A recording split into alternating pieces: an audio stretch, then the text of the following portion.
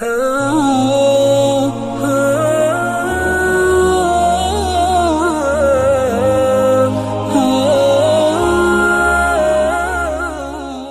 के नीचे सब्सक्राइब के बटन पर क्लिक करें, बेल के आइकॉन पर क्लिक कीजिए ताकि हर नई वीडियो की नोटिफिकेशन आपको मिले। माशाल्लाह, आज का वाक़या तो मैंने पहले भी दोस्तों का मुतालबा था, ख्वाहिश थी कि आज का आप बीती का वाक़या बयान करूं जी। तो सबसे पहले तो मैं यही अर्ज़ करूंगा कि ये जो वाक़यात मैं बयान करता हूं, इससे मकसूद यही है कि हम उसको अपने लिए मशअल राह बनाएं और वही वाक़यात मैं शेयर करता हूँ जिससे कोई सबक निकलता है, कोई सबक मिलता है जाके हम अपनी ज़िंदगी ख़ुद दुरुस्त करें। तो जस्ट वाक़यात बताना मकसूद नहीं है। और ये जो वाक़या मैं बयान करने लगा हूँ आज, ये हज़रत ख़िज़र अलैहिस्सलाम से मुलाकात का वाक़या है। तो ज़ाहिर है कि ये मेरे लिए बहुत बड़ा एक शरफ़ की बात है। तो इसलिए इस वाक़े को आप हज़रात से शेयर करना, और जैसे ख़ास मुरीदीन को मैं रमज़ान के ही लम्हात में उनके साथ शेयर किया करता हूँ, तो इसलिए रमज़ान ही का हमें इंतज़ार था कि वाक़या शेयर करूँ। और फिर ये वाक़या चूँकि मेरे पीरो मुर्शद, मेरे वालिद निस्बती शहीद इस्लाम सुल्तानुल फ़ुक़रा हज़रत मौलाना मोहम्मद यूसुफ़ लुधियानवी शहीद रहमतुल्लाह अलैह हयात थे, ज़िंदा थे, उनके साथ भी मैं शेयर कर चुका हूँ। इसलिए मैंने सोचा कि चूँकि उसकी ऑथेंटिसिटी भी बन चुकी है, इसलिए इस वाक़े को मैं आगे अगर शेयर करूँ तो उसमें कोई मज़ाक़ा नहीं है, बल्कि हो सकता है नाफ़े हो। इसलिए कि हज़रत ख़िज़र अलैहिस्सलाम की शख्सियत हयात और वफ़ात के हवाले से कंट्रोवर्शल है, क्योंकि आप जानते हैं कि मुहद्दिसीन का मज़हब यह है कि वो वफ़ात पा चुके हैं, जैसे कि हदीस बताती हैं, लेकिन मुहक्किकीन उलमा का मज़हब यह है, और ख़ास तौर पर सूफ़िया इकराम का मज़हब यह है कि वो ज़िंदा हैं, और बाकायदा बहुत से औलिया कामिलीन की मुलाकात उनसे हुई है, और वो तारीख़ी हैसियत से वाक़यात जो है वो ऑथेंटिक मौजूद हैं कि उनकी आमतौर पर मुलाकातें हुई। तो इस हवाले से जो है ये कंट्रोवर्सी भी है। हो सकता है कि बहुत से लोगों को इसके अंदर एतराज़ हो और वो कहेंगे हम नहीं मानते। उनको बिल्कुल हक़ है, क्योंकि मामला ऐसा है, उसमें उनको इख्तिलाफ़ का हक़ है, उनको नाम मानने का हक़ है। हमको ज़बरदस्ती नहीं, हमें अल्लाह ने जो दिखाया हम उसको ज़ाहिर करेंगे। और बाकी ये कोई ऐसी बात भी नहीं मैं कह रहा कि जो पहले कभी दुनिया में हुई नहीं है। तो माशाल्लाह बहुत से लोगों को अल्लाह तबारक व तआला ने हज़रत ख़िज़र अलैहिस्सलाम से मुलाकात करवाई। तो ये तो हुआ ये कि ये गालिबन सन 1995 का वाक़या, 95 का वाक़या गालिबन। तो मैं जो है हर साल मेरा इंग्लैंड जाना हुआ करता था। तो एक तो अगस्त में जाते थे हम, ख़ुद हमारे पीरो मुर्शद वालिद निस्बती हज़रत लुधियानवी शहीद रहमतुल्लाह अलैह के साथ ख़त्म नबूवत कॉन्फ्रेंस के लिए, बर्मिंघम में वो कॉन्फ्रेंस होती थी, उसके लिए जाते थे। और कभी रमज़ान में भी वहाँ के अहबाब बुला लेते थे, तो रमज़ान में भी मैं चला जाया करता था। तो 95 तक तकरीबन ये मेरा सिलसिला वहाँ जाने का रहा। और गालिबन यूँ समझे कि इंग्लैंड का ये आखिरी सफ़र ही था जो मैंने ये किया था। तो उसके लिए कि मैं वहाँ गया, ये रमज़ान से पहले का सफ़र था। तो तरतीब ही होती थी, हम पहले उम्रा करते हुए फिर जाते थे, या ये कि वापसी जब हो रही है तब उम्रा करते हुए वापस पाकिस्तान आते थे। इस दफ़ा तरतीब ये बनी कि उम्रा करते हुए, यहाँ रमज़ान का उम्रा था, रमज़ान का उम्रा करते हुए हम जो है जाएंगे इंग्लैंड। अब वो सारे सफ़र की तैयारी होगी, मैं अकेला ही था। तो वहाँ फिर अहबाब मुझे रिसीव कर लिया करते थे। तो मैं जो है वहाँ कराची से मैंने फ़्लाइट ली, तो मैं यहाँ जो है वो जद्दा पहुँचा। जद्दा पहुँच के मक्का पहले पहुँचे, मक्का में हमने वहाँ पे जो अपना उम्रा अदा किया। उम्रा अदा करने के बाद मैं मदीना तैयबा आ गया। अच्छा, ये 3 दिन या 4 दिन का स्टे होता था, ताकि फिर हमें आगे जाना था, क्योंकि वहाँ पे लोग अहबाब भी इंतज़ार करते थे। अब मैं मदीना जब ठहरा हूँ, असल में मदीना के अंदर मदीना से अहवाल ऐसे ज़ाहिर होना शुरू हो गए थे कि मैं ख़ुद भी हैरान था कि कुछ कोई मुख्तलिफ होने वाला है। अच्छा। हाँ, तो मदीना यार मदीने वाले की बरकतें सारी। हाँ, असल तो वही है। तो मैं मदीना तैयबा में मैं जब पहुँचा तो वहाँ सलातो सलाम के लिए पेश होते थे। रमज़ान का कितना रश होता है, तो रोज़ा अक़दस पर पहुँचना तो आसान काम ही नहीं था। अच्छा, उस वक्त ये अक़दाम आलिया का हिस्सा खुला हुआ था। मैंने सुना अब अक़दाम आलिया का हिस्सा बंद कर दिया उन्होंने, लेकिन अक़दाम आलिया का हिस्सा खुला हुआ था। अक़दाम आलिया का मतलब है कि नबी करीम सल्लल्लाहु अलैहि वसल्लम जैसे आराम फरमा रहे हैं, आपके कदमों की तरफ का जो एरिया है जी। और हमारे जो पीरो मुर्शद मेरे वालिद निस्बती सुल्तानुल औलिया हज़रत मौलाना मोहम्मद यूसुफ़ लुधियानवी शहीद रहमतुल्लाह अलैह, उनकी आदत शरीफ़ा थी कि वो अक़दाम आलिया में बैठते थे और फरमाते थे मैं रसूलुल्लाह के कदमों में बैठूँ, ये मुझे अच्छा लगता है। तो हम भी उनके साथ जब उम्रा हज पे गए तो वो उसी तरह हम भी वहाँ बैठे। अब मैं भी जब सफ़र करके आया तो मैं भी अक़दाम आलिया में बैठा। इक़दाम आलिया में।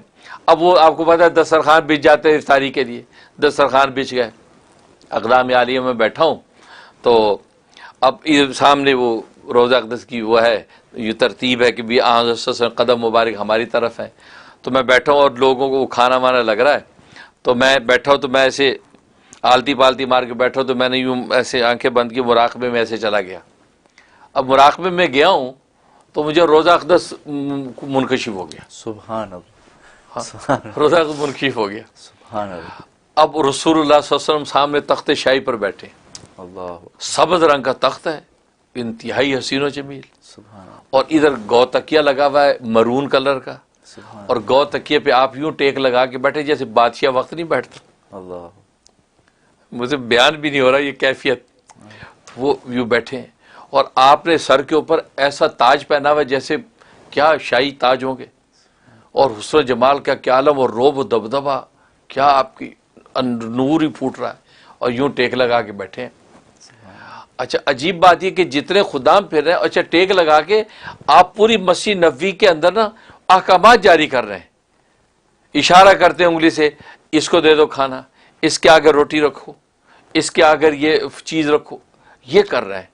यानी जैसे वहाँ जो खुदाम जितना काम कर रहे हैं वो तो उस वक्त उनके शिव हुआ कि रसूलुल्लाह उनको गाइड करते हैं। सुभान अल्लाह, अब मैं भी बैठा हूँ मुराक़बे में, तो मेरे सामने एक आदमी आता है जो लोगों को चीज़ें बांट रहा है, और वो पाकिस्तानी आदमी है, मुझे आज तक याद है, पाकिस्तानी आदमी है, चेहरे मोहरे से पता चल जाता है।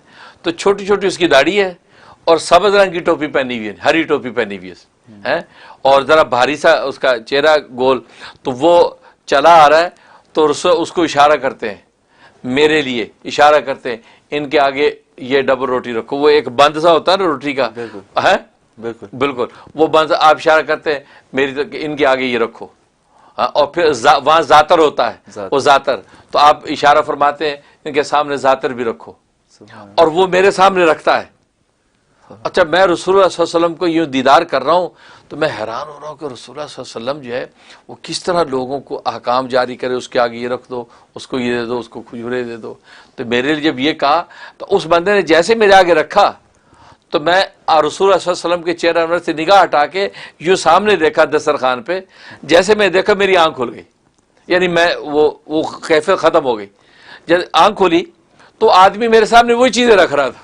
अच्छा, सुभान अल्लाह, सुभान अल्लाह, यानी ये तो कमाल है, यानी वही चीज़ें रख रहा था, वो ज़ातर रख रहा था, और वो डबल रोटी का टुकड़ा जो है बंद का, वो मेरे सामने रख रहा था। और मैं एकदम वो कैफियत ख़त्म हुई, इंकिशाफ की, मैंने कहा ओह यार, यही रसूल सल्लल्लाहु अलैहि वसल्लम फरमाया, और मैंने यूँ देखा तो निगाह हटी तो उसके साथ वही आदमी वो चीज़ रख रहा है, ये कैफियत। उसके बाद जो है मुझ पर खैर रिक़त तारी हो गई, इफ्तार का वक्त करीब आया, लोग दुआएं करने लगे, तो मैं अपनी ख़ास दुआ पढ़ी, अस्सलातु वस्सलामु अलैका या रसूलल्लाह, अस्सलातु वस्सलामु अलैका या हबीबल्लाह, मैं वो भी पढ़ता रहा, और वो इफ्तारी से फ़ारिग हुए। फ़ारिग होने के बाद खैर हम अपने सलात सलाम पढ़ के अपने चले गए मकाम पे। अगले दिन मेरी वापसी थी, अगले दिन मैंने फिर आके सोचा कि रसूल सल्लल्लाहु अलैहि वसल्लम के पास आके मैं सलाम करके मैंने जाना है। तो अब मैं जब आया तो रश पूरा पीछे से लाइन लगी थी। आपको पता है जन्नतुल बकी में से गुजरना इतना लंबा रश पॉसिबल नहीं। अब मैंने कहा यार मैं मवाजा शरीफा के सामने जाना चाहता हूँ, वो रसूलुल्लाह सल्लल्लाहु अलैहि वसल्लम के सामने, क्योंकि अब्बा जी शहीद जो है मौलाना यूसुफ रियानवी, वो जब जिस दिन रोशनी का वक्त होता था उस दिन आप मवाजा शरीफा की तरफ बैठ जाते थे, सामने सलाम किया, पीछे मवाजा शरीफा का सफ़े अव्वल की तरफ बैठ जाते थे। और मैंने उनको इस हाल में देखा है कि यूँ रोते थे जैसे बच्चा बिलक बिलक कर रोता है, यानी जैसे आज जुदाई का दिन अभी रुखसत होना है तो वो बैठे बिलक बिलक के रोते थे। हम देखते कि अब्बा जी रो रहे थे जैसे अभी जुदा होना है, मोहब्बत इश्क का ये आलम होता था। अब मैंने कहा यार मैं मवाजा शरीफा की तरफ कैसे पहुंचूं, इतना रश है। तो मैंने कहा यार मुमकिन नहीं है, तो मैं वो बाबे बकी जो है उस तरफ आ गया। तो मैंने कहा यहीं खड़े होकर दूर से सलाम कर लेता हूँ, तो वो गुंबद खिजरा नज़र आ रहा है, और दूर से मैंने वहीं से कहा, मैंने कहा या रसूलुल्लाह सल्लल्लाहु अलैहि वसल्लम, रश बहुत है और आप तक पहुंचना मुमकिन नहीं है, और मेरी इतने बजे फ़्लाइट है और मैंने इंग्लैंड पहुंचना है। तो या रसूलुल्लाह मैं यहीं से आपको सलाम पेश करता हूँ, अस्सलातु वस्सलामु अलैका या रसूलुल्लाह, अस्सलातु वस्सलामु अलैका या हबीबल्लाह, अस्सलातु वस्सलामु अलैका या नबी अल्लाह, मैं ये दोहरा रहा हूँ।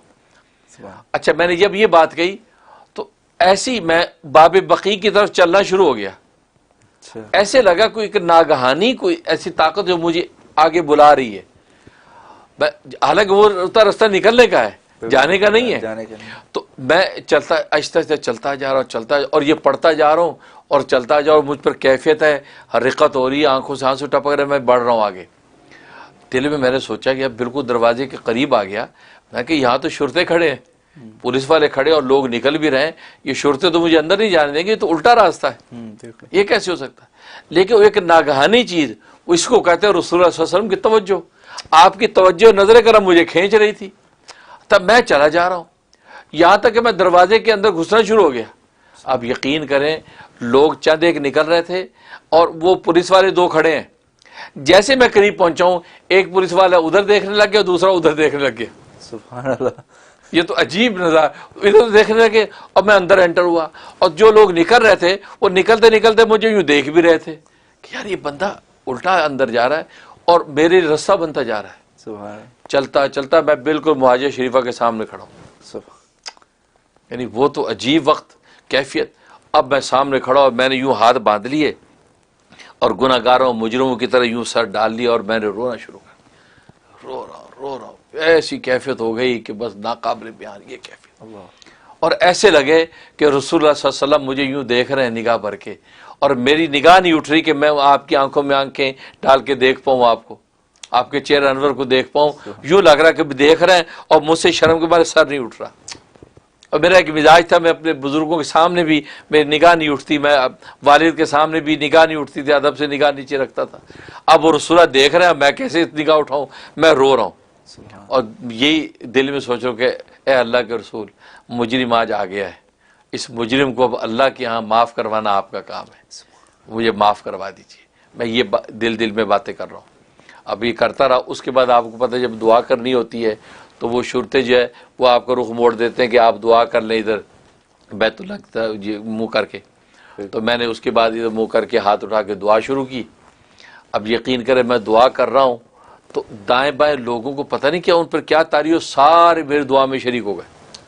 मैं दुआ करूँ रब्बना आतिना फिद दुनिया हसना व फिल आखिरति हसना व क़िना अज़ाबन्नार, इतनी आवाज़ आती आमीन अल्लाहुम्मा आमीन।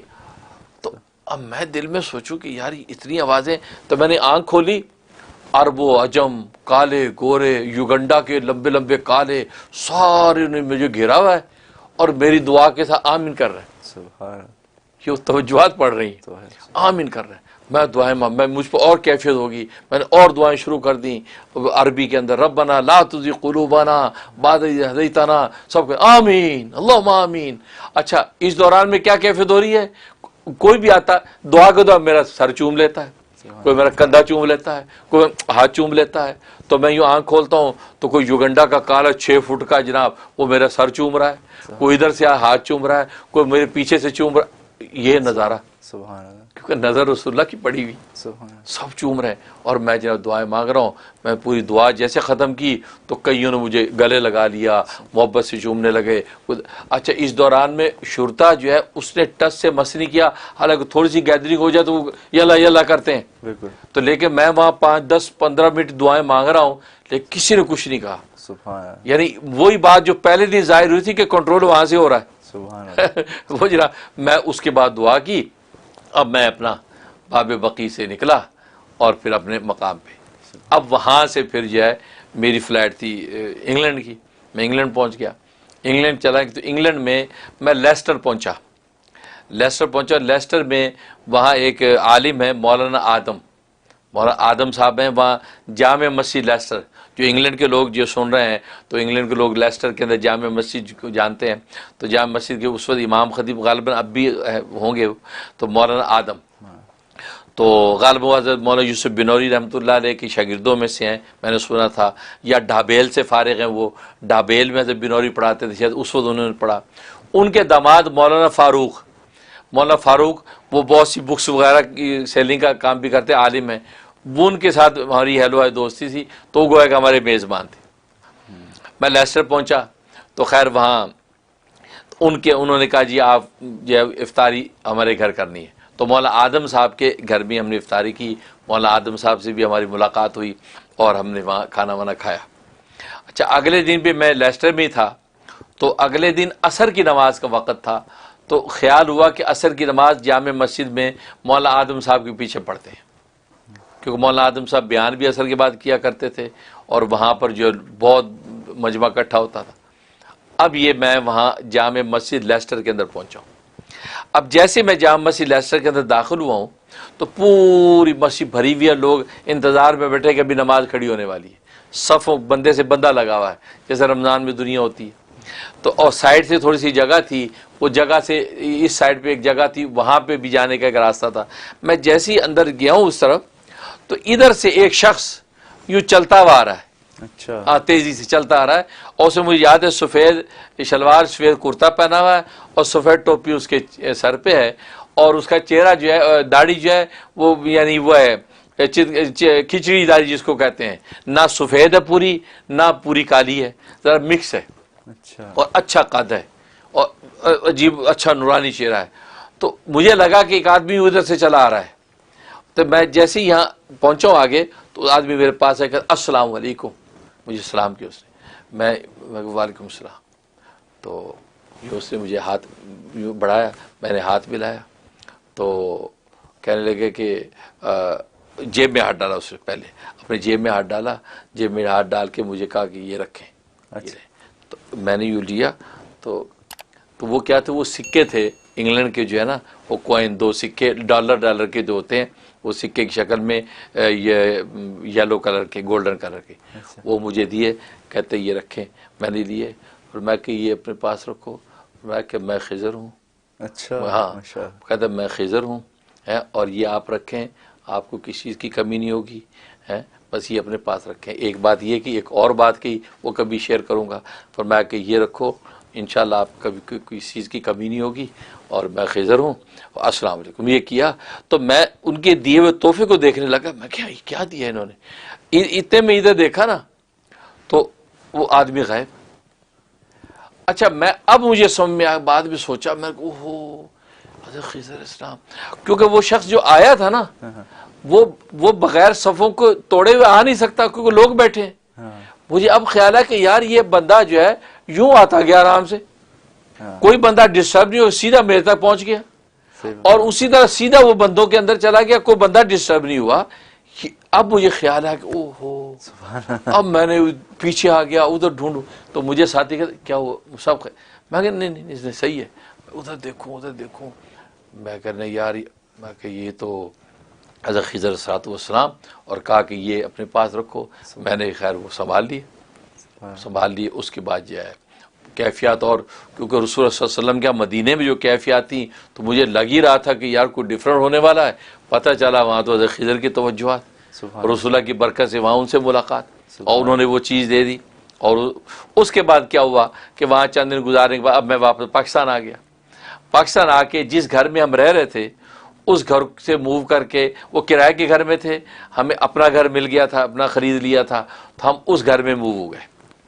अब जब वो मूविंग की है, उस मूविंग में वो सिक्के गुम हो गए। अच्छा, 2-3 और कीमती चीज़ें गुम हो गए, सिक्के गुम हो गए। अब उसके अंदर अंदर मुझे बड़ी बेचैनी, मैं किसी से शेयर भी ना करूं। अच्छा, मैंने फिर वापस जब आ गया तो मैंने अब्बा शहीद, मेरे पीरो मुर्शद मौलाना मोहम्मद यूसुफ दियानी शहीद रहमतुल्लाह अलैह को ये सारा किस्सा सुनाया। मैं कहा अब्बा जी ये हुआ और ये उन्होंने दिया, तो बड़े खुश हुए, बहुत मुस्कराए, और फरमाया कि तुम्हारे साथ अल्लाह की रहमत है, बस कोई परवाह नहीं है, बस तुम्हारे साथ अल्लाह की रहमत है।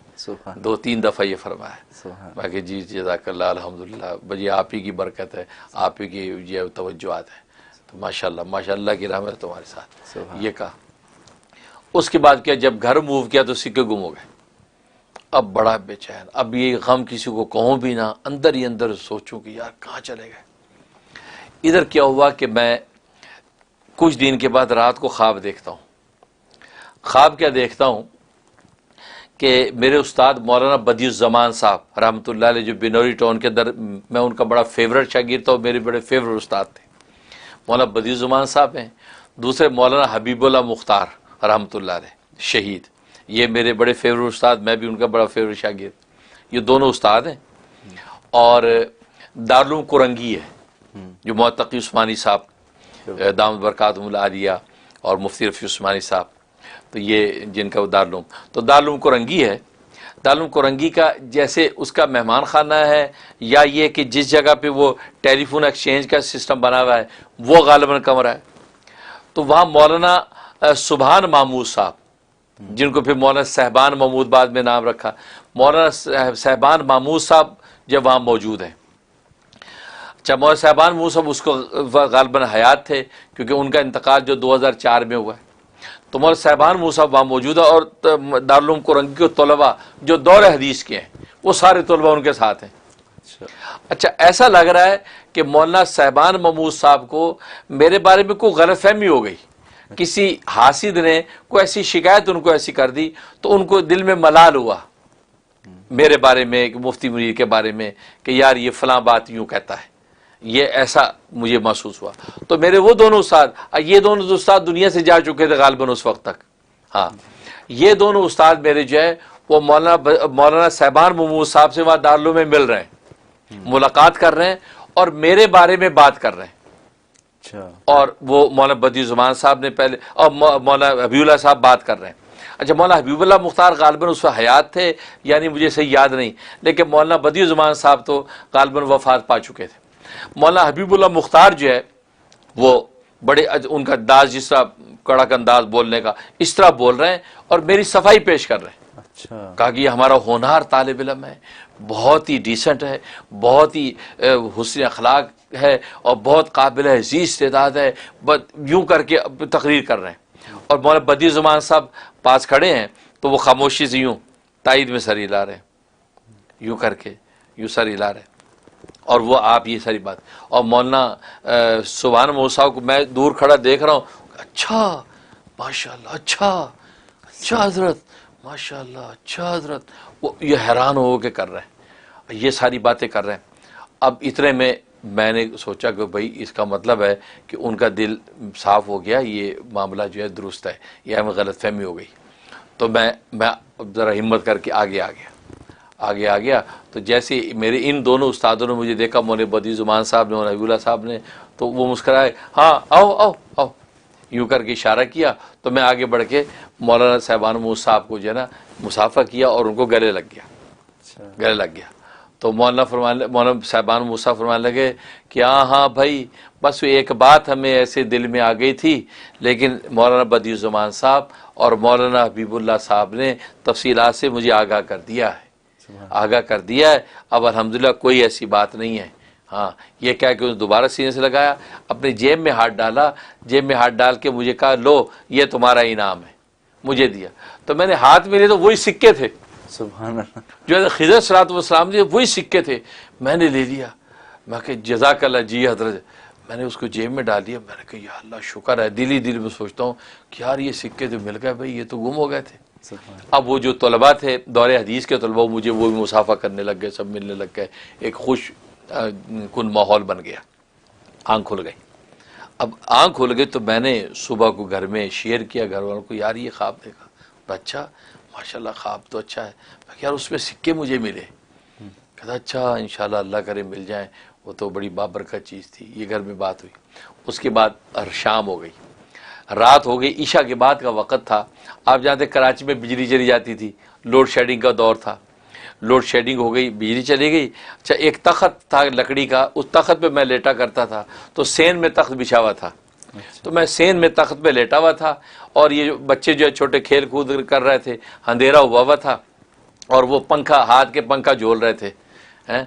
तो ये हम लेटे में, तो मैंने लुंगी बांधी हुई है, बदन नंगा है, सिर्फ लुंगी बांधी हुई है और मैं तख्त पे लेटा हूँ। सामने चारपाई पे अहलिया बैठी हैं और बच्चे साथ हैं, कुछ बच्चे दौड़ भाग कर रहे हैं। अब इस तरह बैठा हूँ, लेटा हुआ हूँ, तो बातें कर रहे हैं। तो एकदम मेरी ये जो है ना बगल में पसली में कोई पत्थर लगा और एकदम पत्थर लगा तो यूँ साइड भी गिरा। तो उसके बाद मैंने कहा ओह यार ये एम के लौंडे जो है ना, ये पता नहीं ये लोड शेडिंग में भी क्या पत्थर फेंकते रहते हैं यार। अभी ये कह ही रहा हूँ तो दूसरा फिर एक और लगा। अच्छा, मैं कहा यार ये तो यार कुछ देख ताक करके मार रहा पत्थर भाई। मैं ये कह के उठ के बैठ गया और मैंने यूं अंधेरे में हाथ मारा। मैंने कहा ये क्या है, तो देखा, दूसरा देखा तो मैंने कहा यार ये तो सिक्के लग रहे हैं और लाइट लगाओ, लालटेन लाओ। लाटे लगे, वही सिक्के थे। सुभान अल्लाह, सुभान अल्लाह। वो सिक्के कहाँ से आए? रात मौलाना साहबान मोहम्मद साहब ने मुझे दिए हैं और वो मेरी ये पसली में लगे हैं और सिक्के मेरे हाथ में। सुभान अल्लाह अकबर। मैंने कहा ओहो, ये तो वाकई अल्लाह तबारक व तआला ने अजीब मामला किया। सुभान तो ये सिक्के मुझे इस तरह वापस आ गए और नतीजा कि फिर मैंने उनको अच्छी तरह संभाल करके आज तक संभाले हुए हैं।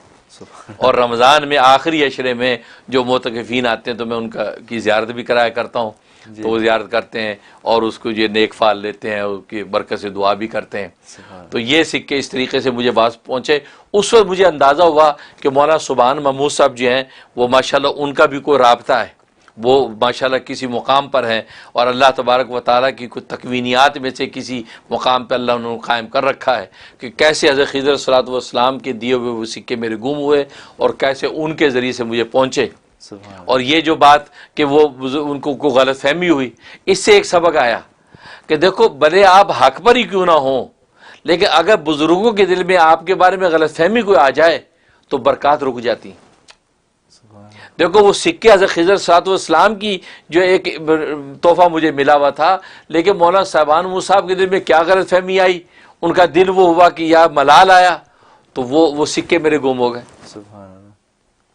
तो इसका मतलब है कि बुजुर्गों का मामला बड़ा नाजुक होता है। लोग इसको बड़ा आसान समझते हैं, यार छोड़ो यार हमारे जैसे तो हैं, मैं तो हक पे हूँ, गलत कह रहे हैं। वो नहीं, वो हज़रत आलिम रब्बानी हज़रत मौलाना रशीद अहमद गंगोही रहमतुल्लाह अलैह फरमाया करते थे कि इन अल्लाह वालों की सीधी तो सीधी होती है, इनकी तो उल्टी भी सीधी होती है। सुभान अल्लाह। इनकी तो उल्टी भी सीधी होती है, लिहाजा इनका दिल कभी ना दुखाओ, कभी इनके बारे में ऐसी बात ना करो जिससे मलाल आए, क्योंकि इनके बारे में तो फरमाया अल्लाह भी सब्र नहीं करता। सुभान अल्लाह। अल्लाह अपने बारे में सब्र कर लेता है, अपने वलियों के बारे में सब्र नहीं करता। तभी तो बुखारी की हदीस है, मन आदा ली वलियन फ़क़द आज़नतु बिल हर्ब, जिसने मेरे किसी वली के साथ अदावत रखी उसको मेरा ऐलान जंग है।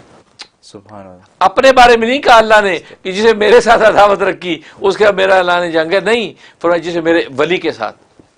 तो उससे ये एक सबक सीखना चाहिए नाजरीन को भी कि अल्लाह वालों के बारे में कोई छोटी बात ना करे, क्योंकि छोटी बात करना आप पर ज़रूरी तो नहीं है, क्योंकि छोटी बात की वजह से कोई आपकी निजात तो नहीं होनी, या अल्लाह ने पूछना तो नहीं कि तूने फला बुजुर्ग के बारे में छोटी बात क्यों नहीं की।